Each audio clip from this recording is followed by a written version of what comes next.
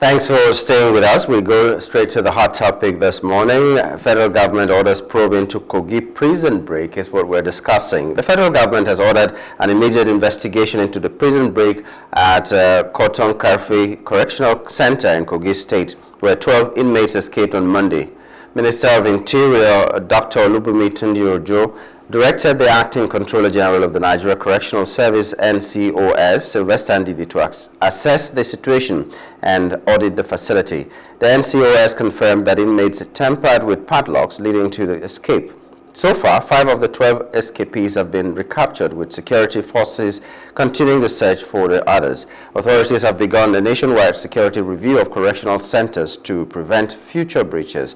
The public is urged to assist by reporting suspicious activities as efforts continue to ensure the safety of all facilities. To discuss this with us this morning is Mr. SAMSON Ajibade, criminologist and security researcher. Good morning and welcome to the program.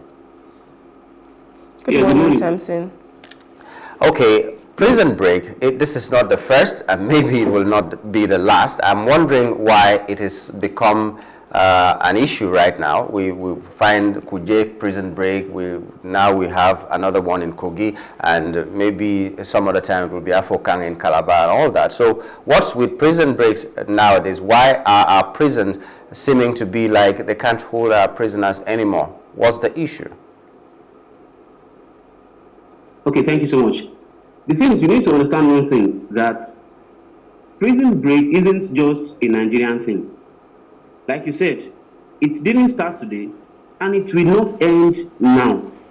It happens in other places. However, the fact that this keeps occurring, this keeps happening every time at a particular place. This same prison has experienced several prison breaks. Then the question is, why this place all the time in the news? So this is what the discussion should be about that. But our people should note that prison break isn't just a Nigerian thing. It happens, even like we say, in developed countries, in the Americas. It happens everywhere. So Nigeria is not just in Africa here, or probably in Nigeria here alone. So it happens in other places. Like I said, why this place all the time? Over 700 inmates have escaped from prison facility since 2012. What are the measures the government is putting in place? Why this place all the time? The only time, or many of the times, these correctional facilities, would be in the news, would be all about prison break and prison break. Why? So that is it. But it is not just a Nigerian thing. Yeah, why we know that it's why we know that it's not a Nigerian thing. The report here is saying that the NCOS confirmed that inmates tampered with padlocks in a prison, you know. So do you think, do you think the facilities themselves are good enough even to hold these people that are supposed to be held there for the period of time they should be there? Okay, let's go into the discussion. When was the last time an all-round maintenance was done at the correctional facility? These are some of the critical questions. These are some of the critical questions we should be asking. When was the last time all-round maintenance was done? This is an old place, an old prison facility, an old correctional facility.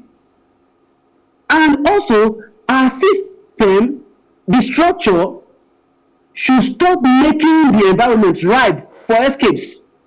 Because for crime to occur, for any form of prison break or crime to occur, there must be vulnerability. There must be that lacuna for these people to perpetrate the act. Now, let's look at it from the psychosocial point of view.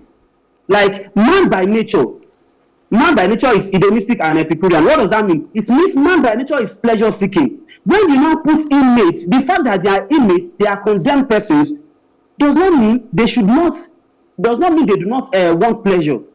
So, because of the nature of man, the pleasure-seeking nature of man, You put these people in an environment that is not conducive. What happens? They strive, they look for a way to balance their environment. In the process of doing that, any of them, it could just be, not just because they wanted freedom, but because they just wanted pleasure. They just wanted to break out of that stinky environment. So that is it. But we keep asking, why this prison all the time? For any prison break to happen, there's a very high tendency that some of those officials could know. And if the prison officials do not know, something is wrong with the system, something is wrong with the prison's administration. This tells you that some of those things, or the people we call intelligent, are not even intelligent. And I keep asking the question, how intelligent is our intelligence? If something of such could be planned, they wouldn't just plan a break within 2 days, within a week. No. It means the intelligence network in our prisons is down. Prison officials should certainly know about it. If they were measures in place, if they were really diligent, if they were really or truly intelligent about it. So that is it. So they tampered with the padlock. Prisoners, inmates tampered with padlocks.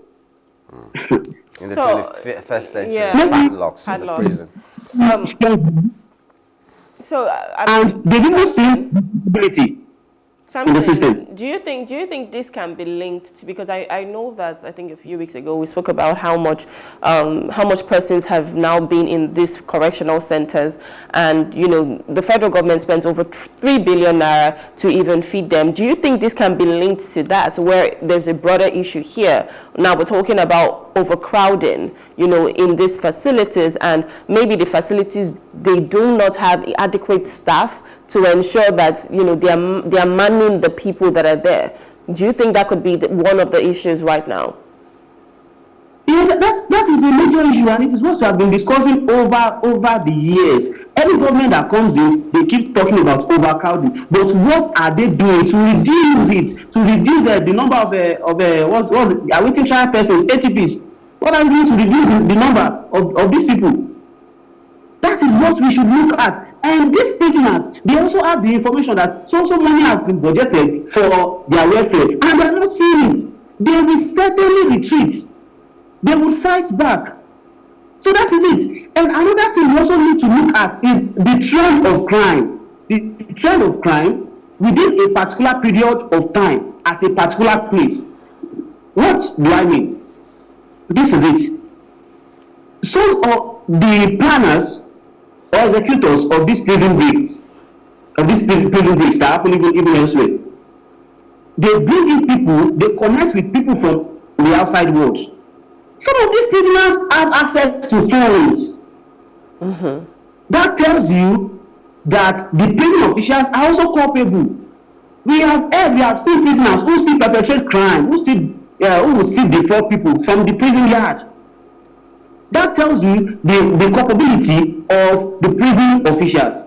Now, looking at the trend of crime, our people, the structure needs to be intelligent. I always talk about intelligence, but when we talk about people feel intelligence is one big thing like that. It is just being calm, gather enough data, and work with the data you have. Now, let's go to it. There is a particular trend. Probably some people, let's say some armed robbers, have been captured, and these people need more ends to execute a prison break. And they know that those around them, they are the other inmates, they are not too strong, bold, courageous enough to execute that. Their members who are outside will purposely commit a crime so that they will be arrested, and most likely they know that they will be taken to that prison. From there, they will begin to plan. And when they plan, after planning, they connect with people outside, they execute it. That is it. So now, if within a particular period of time, you are arresting people for banditry, you are arresting people for terrorism, you are arresting people for armed robbery, at a particular period of time, you shouldn't just take them to a particular place where their colleagues are there. Criminals, when they are within a particular place, even if they are are in different structures, they will form a more formidable gang group, a more formidable gang, or a more formidable group to execute any criminal act, even from within the prison. So that is it. And also, you can't keep prisoners idle. You can't keep them idle in an environment that is not conducive. What do you want them to think about? They'll begin to think about freedom, either by force or through the legal means. So if they have been idle for years, and also if they have been idle for years and nothing, and there is no freedom at sight, they could execute a prison break. Okay, now Samson, a critical question is now the federal government is thinking about probing what happened there, the prison break, how it came about and all that. You were talking about asking how intelligent is our intelligence. So when they go for this probe, what are the things that, in your expert opinion, they should be looking for that can give solution to these prison breaks, especially in that same locality that we've had this prison break over and over again? Okay, thank you so much. In 2012, there was a break. That's in place. 2014, there was a break. 2016, there was a break. 2019, there was a break. In fact, November last year, there was a break in that same prison. It is what I call bureaucratic statement. They will set up a committee, and what comes after the committee, we won't even know. They have been investigating. What have we gained from these investigations? I just feel the government knows what to do when they want to do it. They know that these facilities are not conducive or something. They are not conducive. They know that the prisons or the corrections is understaffed. They know that they need to train their men on intelligence, on rehabilitation, and even the criminal justice system. Is it truly restorative? Is it truly rehabilitative? Does that mean that when an offender goes to the prison, to the Nigerian prison, he comes back being hardened? That is it. He comes back becoming hardened. So these are the things. Aside building, you also need to bring in trained people, psychologists, counselors, those who understand the psychology of people, the emotions of people, who will help you in the rehabilitation of inmates. Because, okay, now, when they were released, many of them returned. They should not be too happy. Or some of them returned. But they should not be too happy. Because some of those who returned didn't return because they were good people, but they returned because they had no hope of where to go. Many of them don't even know where to go. They don't even know how to place. They don't even know how to shelter on their head. They will just say, okay, let me just go back to the prison. Also, those that have escaped in previous years or during the previous breaks, were they captured? That shows, or that tells you about the porosity of our boundaries, not our borders now, of our boundaries. Many of them will leave Kogi, enter and go to other states, start a new life, and that will be wrong. So that tells you about the lacuna in our, or the shortcomings in our structure, in our system. So the government knows what to do. Let them, they know, give correct facilities, employ more hands, make sure the criminal justice system is restorative and rehabilitative. That will reduce violence in the prisons or in the corrections. So how about the public? What role do you think the public should play in, assisting the security agencies? I mean, we've already seen the loopholes here. Given that the government is able to, plug them in and say, we're going to obviously fund the prison system better, reduce the overcrowding and whatnot, how can the public also play here as well? Maybe when it comes to having intelligence and sharing it with them, because most times in Nigeria, if you know something, you're scared that you'll be roped into it, especially when you go to the police, right? But how can we get that trust between the security agencies and the public to ensure that they work in harmony when it comes to things like this? It's just intelligence sharing or information sharing. The public should share information, and the system should provide confidentiality. confidentiality, should keep the information so well, and should make sure the person who is sharing the information is not even indicted after everything. The public again, even in the prisons, how do drugs find their ways into the prison? The public sells the drugs through the prisons. Through who? Probably, not even probably, through some of the officials. If you are a VIP, if you have your money, you live a very good life even in the prison yard. So now, if they are getting drugs into the prisons, where do they get it from? It is from a particular community. The people in that locality should report cases of drug trafficking of such to the NDLEA or to the concerned authorities, and their personality should be protected. Not that you share information, you share intelligence, you share data with these authorities, and at the end of the time, they also have someone in the community that say, okay, so person reported. The public again, the media is trying for projecting, for telling the world about the happenings, and even giving recommendation to the government. But it is just the public will do its own part, but it is left to the government to accept it, to accept the recommendation of the public. So that is it. Also, those that are on the run, those that have escaped, some of these community leaders could help report these people. I think such a person is in our environment. We do not know this person. Who is this person? They should report to the nearest police station. They should report. Also, many of these, do you have a database for our escapees? A coordinated database, not just paste pictures for days or for weeks. Do you have a comprehensive database for escapees? If someone escapes in Abuja and he moves to Enugu, he moves to Lagos, how can we easily train or track these persons? So that is it. Well, the word of the public. I do hope that.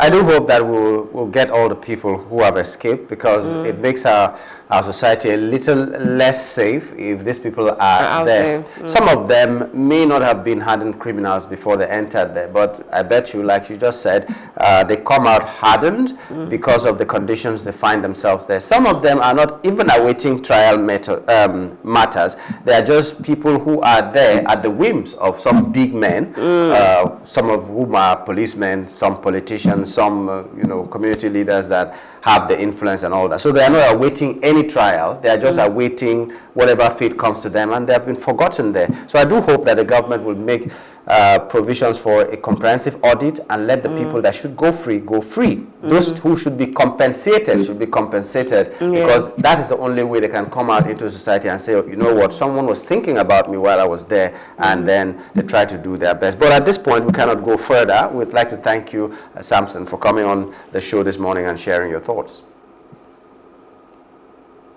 You're welcome. Thank you so much.